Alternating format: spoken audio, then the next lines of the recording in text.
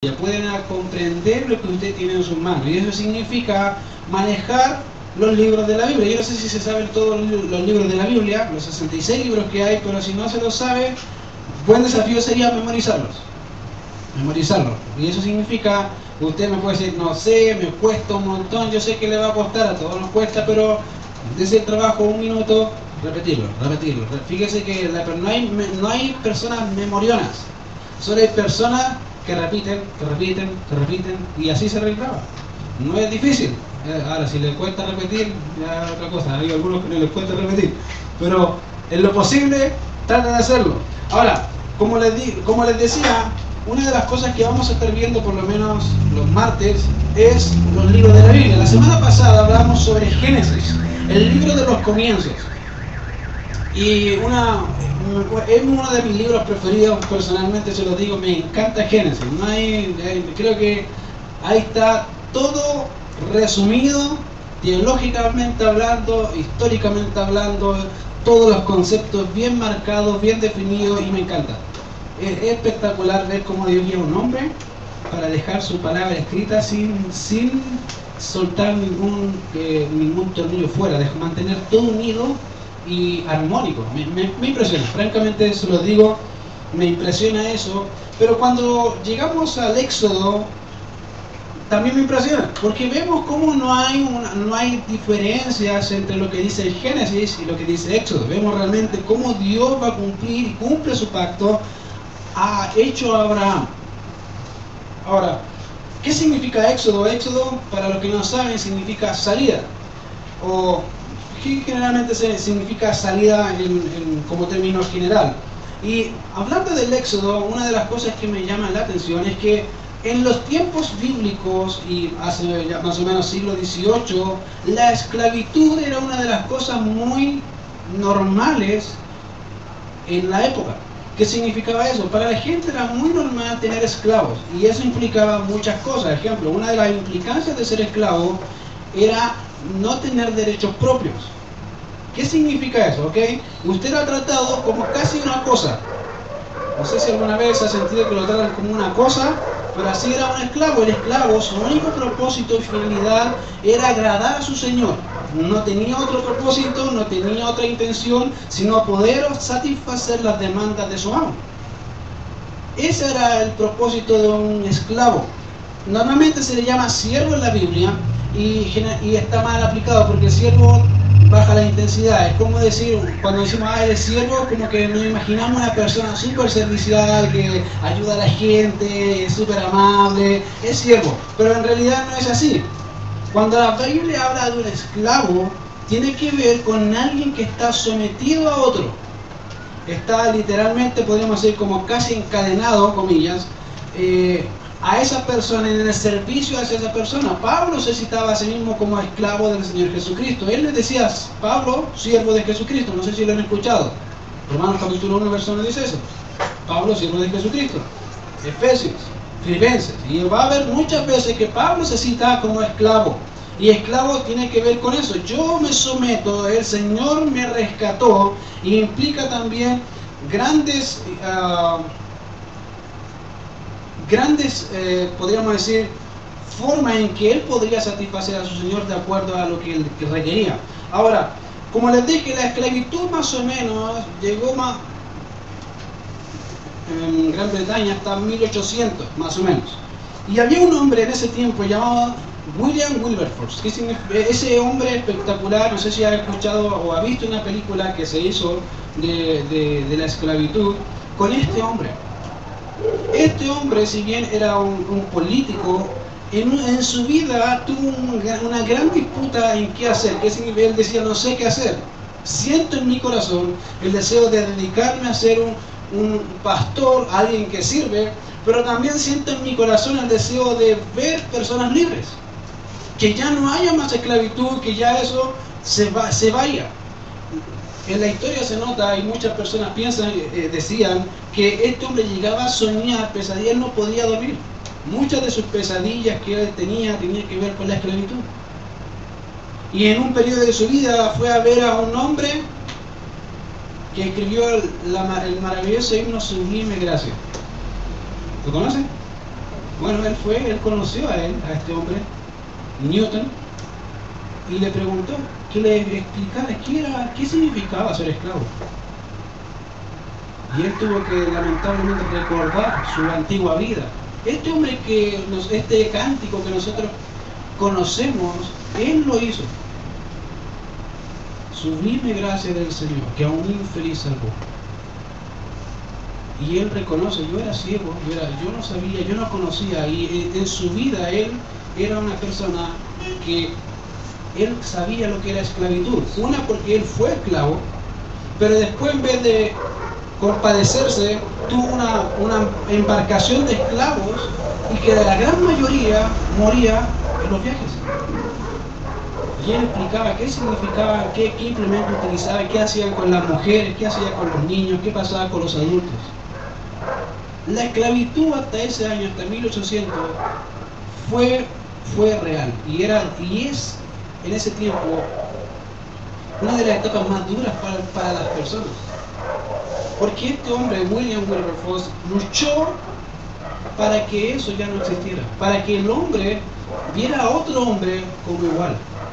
Somos criaturas de Dios, somos personas. Cuando se habla de la esclavitud, como les dije, una de las cosas que nos llama la atención es que pareciera estar muy lejana a nosotros, y Éxodo habla mucho de la esclavitud. Ahora, la palabra Éxodo es un título latino que se le dio a este libro, compuesto por dos palabras que significa o fuera de, y odos, que es camino o salir. Y si bien la palabra por separado no tiene mucho sentido, Éxodo figura más o menos en unos 70 versículos dentro de las Escrituras, con diferentes, obviamente, connotaciones, con diferentes ideas, como exportar, como partir, como salir. Pero esa palabra tiene que ver con eso. Ahora, con mucha frecuencia es utilizado para referirse a un acontecimiento puntual dentro de la historia de Israel. Aunque fíjense que el nombre de Génesis, y quiero enfocarme en Génesis, lo entendemos porque el nombre es comienzos. Uno dice Génesis, comienzos, pero fíjense que el nombre de Génesis sale del mismo texto de Génesis, Bereshit, que es hebreo, es comienzo, en el principio, o comienzos.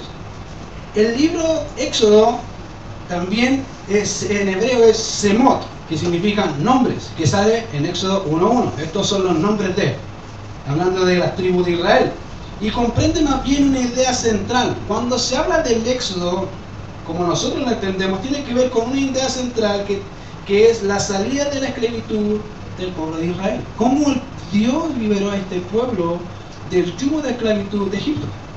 Cómo ellos salieron, qué hizo Dios para sacarlos. Ahora, un bosquejo muy básico, muy sencillo, se los quiero dar. Fíjense, el primer punto para un bosquejo de este libro sería como desde el capítulo 1 al 12, vamos a encontrar lo que es Israel en Egipto.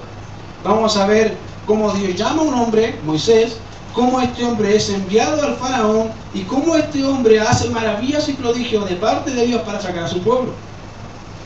Desde el capítulo 12, 37, verso 37 al 18, vemos cómo Israel va camino al Sinaí, cómo empieza a evolucionar. Ya salieron de Egipto y van cruzando el mar, cómo van viendo la mano del Señor caminando, guiándoles al lugar que Él establecía, que era el Sinaí. Y eso que en estos capítulos vamos a ver también la rebeldía del pueblo. Desde el capítulo 19 al capítulo 40 vamos a ver a Israel en el Sinaí recibiendo las leyes.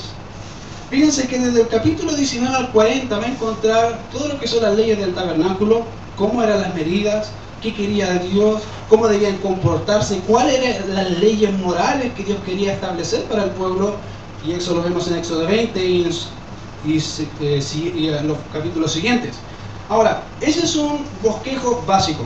Ahora, ¿qué implica obviamente la salida? ¿Qué implica la redención del pueblo de Israel? Y eso es lo que quiero mostrarles con el versículo que tienen arriba en sus hojas. Éxodo 6, 6 y 7. Dice: por tanto dirás a los hijos de Israel, yo soy Jehová, y yo os sacaré de debajo de las tareas pesadas de Egipto. Yo os libraré de su servidumbre, y os redimiré con brazo extendido y con juicios grandes. Yo os tomaré por mi pueblo y seré vuestro Dios, y vosotros sabréis que yo soy Jehová vuestro Dios, que os sacó de debajo de las tareas pesadas de Egipto. ¿Qué implica la redención? Buena pregunta. Y fíjense que en primer lugar lo que implica que Dios los redimiera, que Dios los sacara, que Dios los liberara, implicaba que ellos debían conocer a Dios. Fíjense que en Génesis 1:1, no sé si lo conocen, yo creo que todos lo conocen, ¿cierto? ¿Qué dice? En el principio creó Dios los cielos y la tierra, ¿cierto? Empieza así. Y una observación interesante es que Moisés no trata de convencer a la gente, al lector, de que Dios es real. Empieza citando: Dios creó, Dios inició, Dios hizo todo. Moisés no está convenciéndote, sabes que tienes que creer en Dios porque Dios lo creó. No, Dios lo hizo. Por lo tanto, da por sentado de que Dios es real, existe. En segundo lugar, en ese mismo capítulo, en ese mismo versículo de Génesis 1:1, Dios se presenta como el Dios creador. En el principio, el Elohim, el Dios que crea, hizo los cielos y la tierra, el Dios que crea, pero que también sustenta su creación. Y eso lo vemos en Colosenses 1:16, que Él sustenta todas las cosas. Fíjense que en Génesis Dios no se preocupa por preguntar o decir, ¿sabes qué? Me quiero presentar, pero en Éxodo sí. Fíjense que en Éxodo dice: por tanto dirás a los hijos de Israel, yo soy Jehová. Y se me viene una pregunta y quise saber, ¿por qué Dios comienza dándose a conocer? ¿Por qué Dios le dice al pueblo, mira, yo me voy a presentar, vengo a decir quién soy? Cuando en Génesis no hace eso, ¿por qué Dios lo hace? Y fíjate que cuando Dios se da a conocer a las personas, en muchos casos Dios manifestó características de su personalidad. Ejemplo, cuando hablamos de Abraham en Génesis capítulo 15, Dios había hecho un pacto con Abraham en Génesis capítulo 12. Le dijo: mira, vete de tu tierra y de tu parentela y de la casa de tu padre a la tierra que te mostraré, y haré de ti una nación grande y te bendeciré y engrandeceré tu nombre y serás bendición. Bendeciré a los que te bendijeren y a los que te maldijeren maldeciré. Pero en el capítulo 15 establece un pacto con Moisés y miren cómo se presenta. Entonces Jehová dijo a Abraham: ten por cierto que tu descendencia morará en tierra ajena. ¿Se fijan? En el capítulo 15 dice eso.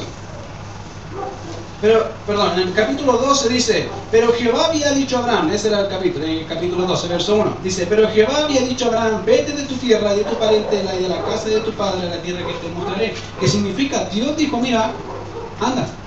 El texto no dice cómo se lo dijo, si se lo dijo en sueño, se lo dijo en visión, se lo dijo hablado, no tenemos idea. Solamente el texto dice que ya le había dicho a Abraham que se fuera.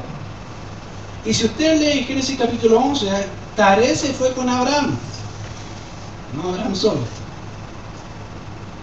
Fíjense que Dios se presentó como en este texto como el Dios no conocido. Ellos probablemente escucharon, vieron o algo pasó y fueron.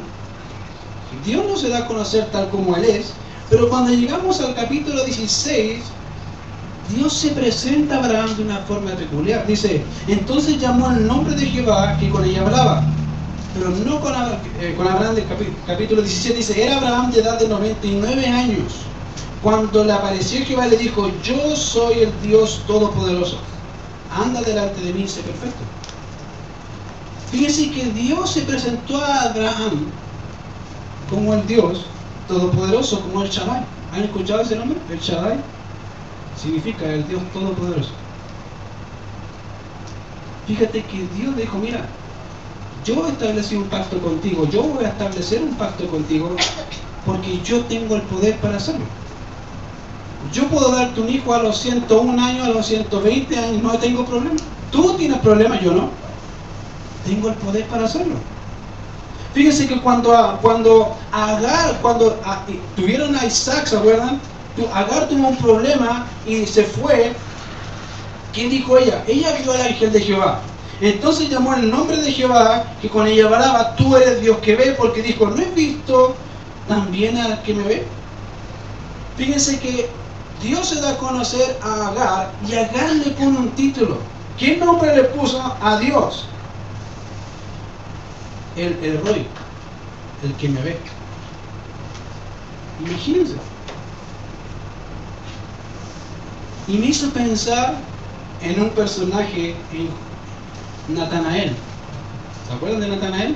Juan capítulo 1. Cuando el Señor Jesucristo le dijo, mira, ¿quién eres tú? Y él le dijo, mira, cuando estabas orando en la higuera te vi. El Roy, el que me ve. Y eso significa, no puedo esconderme de él, siempre está ahí. Cuando vemos realmente en Éxodo capítulo 3, verso 13, fíjense que dijo Moisés a Dios, he aquí que llego yo a los hijos de Israel y les digo, el Dios de vuestros padres me ha enviado a vosotros. Si ellos me preguntaren cuál es su nombre, ¿qué les responderé? Buena pregunta. Fíjense que Abraham pensó, dijo, ok, mira Dios, voy a ir, ya, voy a ir. Pero me van a preguntar, ¿qué Dios te mandó? ¿Qué les digo? ¿Cómo te presento? Y fíjense que el texto dice, el capítulo 14 dice, el yo soy. Yo soy el que soy. Así irás a los hijos de Israel. El yo soy me ha enviado a vosotros. El Yahvé, el que es autoexistente, el que no necesita de nada ni de nadie, el que vive por sí mismo, los ha enviado. Me ha enviado a ustedes.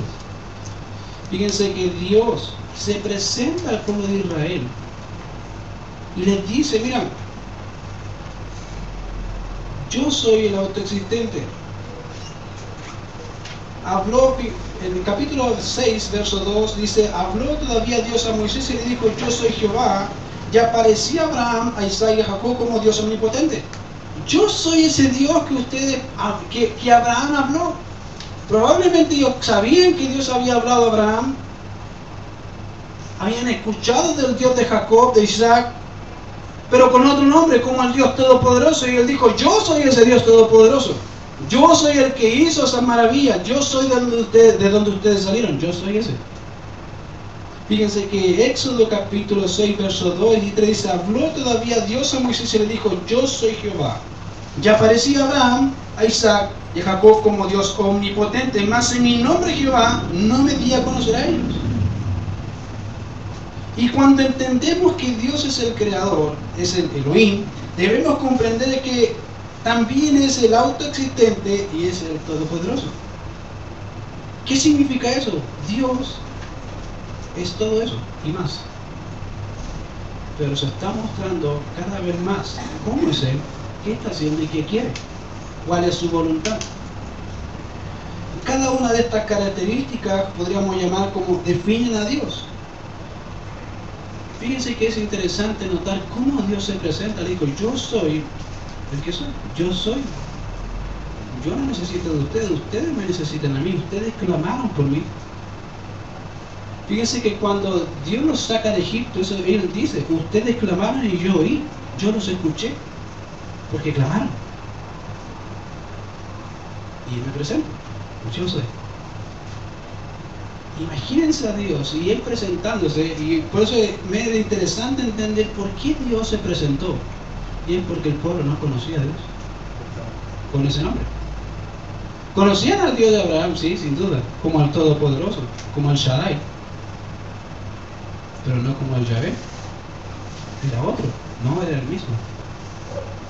Solamente que ahora se está presentando como el autoexistente, el ser, que es por la eternidad. Él nunca puede no ser. Siempre es eterno, es infinito.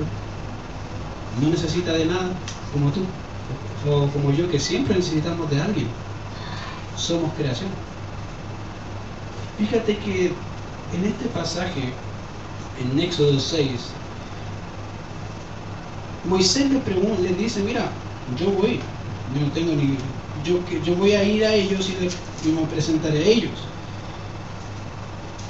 Y el texto dice así, por tanto dirás a los hijos de Israel, yo soy Jehová. Yo soy Jehová, yo soy el existente. Por lo tanto, ¿cómo podemos entender la redención?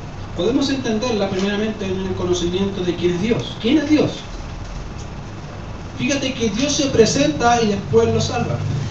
No es al revés, no lo salva y después lo presenta.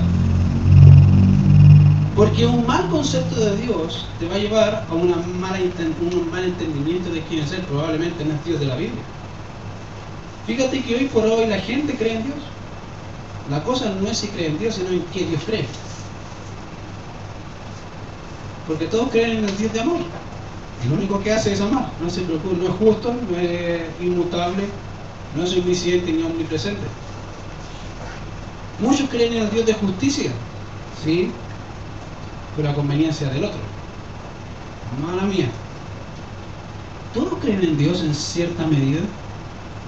La cosa no es tan importante si creen en Dios, sino en qué Dios están creyendo.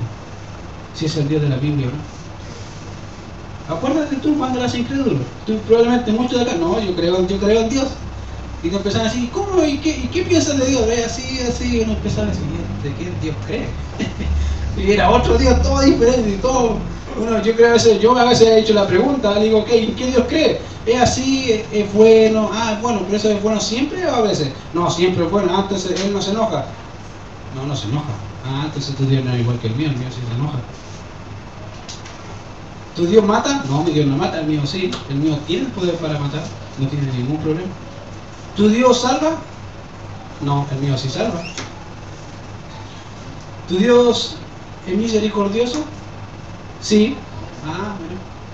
Pero fíjate que a la larga vamos a llegar a un punto. Tu Dios no es el mismo que mi Dios. Son dos dioses diferentes. Y cuando tú no entiendes quién es Dios de la Biblia y quién demanda de ti, entonces estamos llegando a conclusiones diferentes, no a la misma conclusión. Si la persona no entiende y si no entendemos quién es Dios en realidad, probablemente vamos a entender algo muy diferente a cómo es Dios. Es una conclusión lógica. Mira, Dios se presenta al pueblo de Israel y les dice, mira, yo soy Jehová, yo soy Yahvé. Pero ¿qué más les dice? Mira, para entender la redención no solamente me presento, sino que también lo salvo. Mira lo que dice el texto. El capítulo 6, verso 6. Por tanto dirás a los hijos de Israel, yo soy Jehová. Yo os sacaré de debajo de las tareas pesadas de Egipto y os libraré de su servidumbre y os redimiré con brazo extendido y con juicios grandes. Implica salvación. ¿Qué significa? ¿Qué significa que Dios los redimirá? ¿Qué significa o qué implica esto? Bueno, en primer lugar, una de las cosas que implica es que significa o significaba para el pueblo de Israel su salida de Egipto. La redención implica salida. La redención implicaba una libertad. Por lo tanto, el que libertaba debería tener suficiente poder para sacarlos. Y en tercer lugar, significaba su sometimiento hacia la persona que los liberaba. Cuando entendemos esto, fíjense que hay algo interesante sobre lo que es la redención. Y hablando sobre el hecho de lo que significa la salida, un escritor dijo lo siguiente. Norman Geisler, hablando de la existencia necesaria de Dios, dice, dijimos que la existencia necesaria de Dios significa que Él no puede no existir, de modo que no tuvo comienzo ni fin. Pero también significa que el uno no puede llegar a ser en otra forma. Él debe ser necesariamente como es. No puede devenir en algo nuevo, no puede cambiar. Esto implica o esto elimina todo cambio de su ser. Él es inmutable. Sin cambio, el tiempo no puede, porque es solo una manera de medir el cambio. Por lo tanto, Él es eterno. Es más, dado que el ser necesario, hablando de Dios, no puede no ser, Él no puede tener límites. Un límite significa no ser, en algún sentido, y eso es imposible porque Él es infinito. Además, no puede limitarse a categorías como aquí y ahora, porque al ser ilimitado debe estar en todas partes, en todos los tiempos, por lo tanto es omnisciente, es omnipresente. Todos estos atributos se entienden cuando comprendemos que Él es necesario. Fíjate, cuando tú entiendes quién es Dios, vas a llegar a una conclusión lógica. Es infinito, es eterno, es todopoderoso.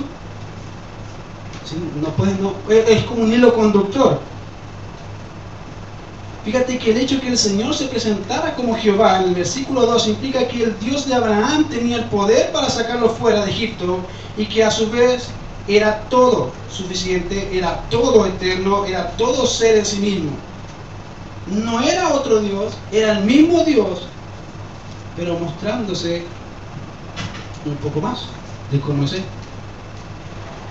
Por lo tanto, en vista de que Dios es necesario, inmutable, eterno, infinito, omnipresente, esto implica que Él es soberano, porque tiene el poder para ser soberano. Porque Él es soberano. Fíjate que me acordaba mientras hacía el estudio de Pilato. Pilato, o el Señor respondiendo a Pilato, le dijo: mira, ninguna autoridad tendrías contra mí si no te fuese dada de arriba. La única persona que tiene autoridad, comillas, limitada, son las personas. Pero el que tiene todo dominio y toda autoridad es Dios. Porque Él es el dueño de todas las cosas. Él determina a quién dar y a quién no dar. Cuando se entiende esto, ellos podían comprender que si Dios es así, si Dios es soberano, Él puede sacarnos de acá, puede sacarnos debajo de las tareas pesadas de Egipto. Él puede hacerlo y quiere hacerlo. Una buena pregunta es: si Dios quería hacerlo, ¿es en base a qué quiere sacarnos? ¿Por qué quiere sacarnos? ¿Por qué Dios, al cual clamamos, quiere liberarnos de la esclavitud de Egipto? Quiere sacarnos de acá. Bueno, Él había hecho una promesa. Él dijo y estableció una promesa a Abraham que implicaba esto. Fíjense que no solamente implicaba que los sacaría, sino que implicaba una libertad. Ahora, fíjense que dice el texto: yo libraré de su servidumbre. Y cuando se habla de la libertad, o de esa libertad, debe ser entendido en el sentido más general de la palabra. En este sentido, el Señor no solo es soberano, sino que puede y debe liberar a su pueblo en base a su pacto hecho a Abraham. Podríamos pensar: ¿Dios debe hacerlo? No creo que la pregunta es tanto si debe, sino si Él se comprometió a hacerlo. Por lo tanto, debe. Fíjense que Dios le dijo a Abraham, en Génesis 15, le dijo: entonces Jehová dijo a Abraham: ten por cierto que tu descendencia morará en tierra ajena y será esclava allí, y será oprimida 400 años, más también a la nación a la cual servirán juzgaré yo, y después de esto saldrán con gran riqueza. Dios se lo dijo. Dios les dijo a ellos: miren, yo los voy a sacar. Se lo dijo a Abraham: yo voy a sacar a tu descendencia. Yo me comprometo a hacerlo. No se trata si quiere solamente, sino si Él se comprometió. Una buena pregunta es: ¿Dios se ha comprometido con alguna cosa hacia nosotros? ¿O no? ¿No? ¿Sí o no? Sí. Amén. ¿Sí? ¿No? Ya, somos amén, uno, bien hermano, ya. ¿Amén o no? Amén. Sí, Dios se comprometió. ¿Debe cumplirlo? Amén. ¿Quiere cumplirlo? Amén. Sí. Lo va a hacer. Porque Él se comprometió y Él no es infiel a su palabra. Amén. Él dice y lo va a hacer. El problema no es Dios, queridos, el problema somos nosotros. Fíjense que acá dice: después de 400 años. Y dice: Dios me dijo esto, lo quiero ahora, Señor. No, si Dios te dijo: sí, te lo voy a dar, pero espérate. Y el problema no es Dios, el problema somos nosotros, que queremos lo que Dios nos prometió ahora ya. Fíjate que es interesante que Dios, cada promesa que ha hecho hacia su iglesia, la va a cumplir. Y la cumple. Las puertas del Hades no prevalecerán contra ella, ¿no? ¿Una promesa? ¿Sí? ¿La ha cumplido? 2000 años la ha cumplido. Y la va a seguir cumpliendo. Fíjate que Dios siempre ha sido fiel a su palabra y a su persona, porque de él habla su palabra. Entonces, ¿por qué dudamos? Tiene 2000 años de historia para verlo. Él dijo, yo los voy a sacar, yo los voy a librar. Y fíjate que en tercer lugar significaba redención. Fíjate que el texto dice, yo diré y os redimiré con brazo extendido y con juicios grandes, y os tomaré por mi pueblo y seré vuestro Dios. Fíjate que en cada una de estas cosas es Dios participando activamente en esta obra de sacar, liberar y redimir. Me hace pensar en la salvación. Fíjate que la salvación no eres tú, es Dios que hace activamente algo en ti para que a la vez veamos su poder y su gracia actuar en nosotros. No fue porque fuera el mejor ni el más inteligente. Yo creo que muchos dirían, sí, me doy cuenta. No es porque Dios te ama, es porque quiere hacerlo. Solamente eso. Y Dios le dijo eso mismo al pueblo de Israel en Deuteronomio capítulo 7. No fue porque fueran los mejores, ¿no? Sino porque yo hice un pacto y quise amarlos. Solamente por eso. Porque mi amor es tan grande, yo cojo a quien amar, no hay ningún problema.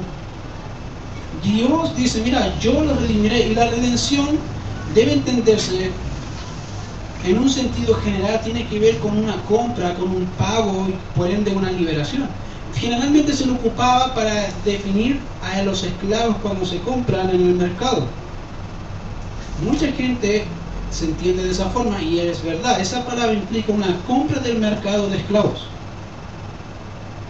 Implicaba un pago, implicaba el querer de esa persona en pagar, pero también implicaba un rescate.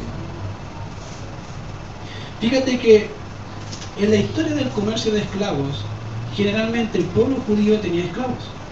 Y todos han tenido esclavos hasta el siglo XVIII, que se los dije más o menos, que ya se abolió la esclavitud. Pero hasta ese instante, la esclavitud era vista como normal.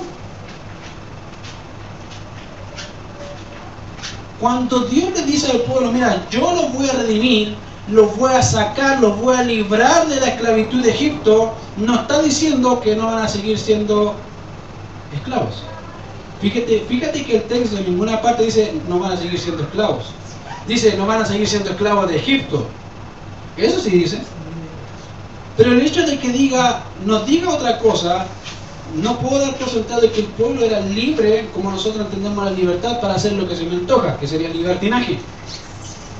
Sino que esa libertad era aquella que el nuevo dueño le concedía al esclavo. Fíjate que un esclavo no tenía autoridad excepto la que le daba el amo. ¿Qué significaba? El amo tenía, ejemplo, si el amo era de autoridad, el esclavo tenía autoridad. Y es raro, porque se supone que en el mundo greco-romano y judío, mucha cantidad eran esclavos, pero dentro de los mismos esclavos habían como estándar. Si uno de los esclavos era siervo, esclavo de un oficial importante, versus un esclavo de un granjero común, había una diferencia. Ese esclavo importante tenía la prerrogativa y la autoridad delegada de su amo hacia él. Por lo tanto, tenía un poco más de autoridad que el otro. Era mejor visto, aunque desempeñaba la misma función. Fíjate que en este pasaje dice, mira, yo os redimiré con brazo extendido y con juicio grande y os tomaré por mi pueblo y seré vuestro Dios. ¿Cuál va a ser la conclusión lógica? Yo los saco, pero ustedes son míos ahora. Yo los saco, yo los libero de esta esclavitud, pero van a ser míos. Por lo tanto, siguen siendo dueños de alguien. El Señor sigue siendo dueño de su pueblo, aunque siempre lo fue.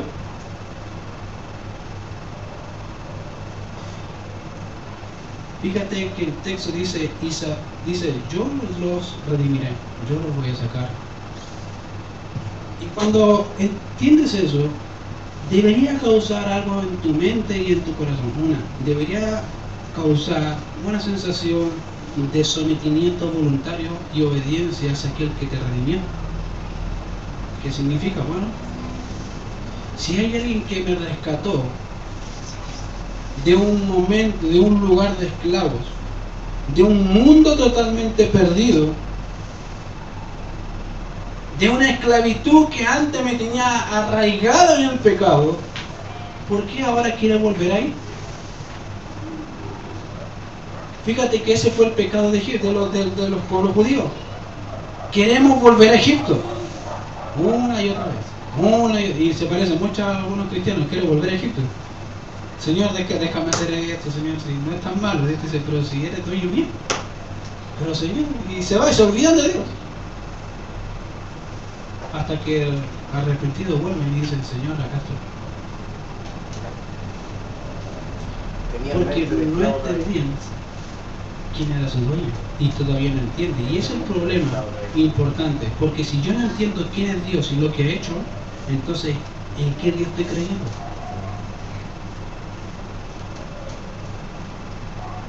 Fíjate que eso debería implicar, en primer lugar, un reconocimiento de quién es Dios, y en segundo lugar, que yo me someto a Dios voluntariamente.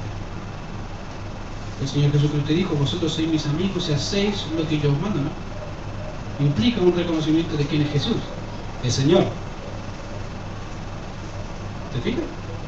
¿Y cómo demuestro un sometimiento a aquel que digo Señor? Obedeciendo. No implica otra cosa. Y uno a veces diría, oye, es difícil. No es difícil. Obedecer, yo creo que entender la obediencia no es difícil. Aplicar la obediencia se complica. Porque somos de un corazón engañoso y perverso más que todas las cosas. Pero eso no es justificación, porque fuimos libertos del pecado. ¿O no? ¿Te fijas? La pregunta es entonces, ¿por qué pecamos? Si somos libres del pecado, de la esclavitud del pecado, ¿por qué pecas?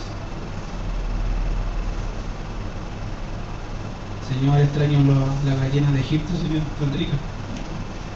Me gustaba las cebollas de Egipto. Y fíjate que cuando hablo de Egipto, y cuando el mundo cristiano habla de Egipto, habla del mundo. Generalmente cuando se habla de Egipto, entre nosotros hablando de broma, decimos el Egipto es el mundo. Pero a veces queremos algo de Egipto. Y él dice, pero ¿por qué quieres volver a Egipto? Pero es que ahí había unos carretes tan buenos. Aquí son todos fome. Y él dice, pero a mí no, se supone que yo soy tu dicha y tu felicidad. ¿Por qué quieres reemplazarla por un momento así? ¿Te fijas? Entonces, la redención implica, obviamente, liberación, implica también salvación. Ahora, ¿cómo podemos entender la redención? En tercer lugar, debemos reconocer, implica un reconocimiento hacia Dios. Ya Dios se dio a conocer, ya Dios salvó, pero implica un reconocimiento de la obra que Dios ha hecho al salvarme. ¿Qué significa? Dice el texto, y vosotros sabréis que yo soy Jehová vuestro Dios, que os sacó de debajo de las tareas pesadas de Egipto. Ustedes van a ver que yo soy Dios. No los dioses que ustedes hacían con las manos, no, yo soy el Dios real. Van a ver con sus propios ojos lo que voy a hacer, las maravillas y prodigios y señales que voy a hacer, las van a ver. Y van a reconocer quién es Dios. Van a verlo. Como Elías con los 400 profetas de Baal, ¿no? De hecho eran más. Pero fíjense que ya proclamen a su Dios. Parece que está dormido. Parece que el mail no le llegó. Yo imagino a Elías riéndose, diciendo, pero si ustedes creen, llámenlo. Estuvieron casi gran parte del día y no pasó nada, y Elías dijo, ok, me toca a mí.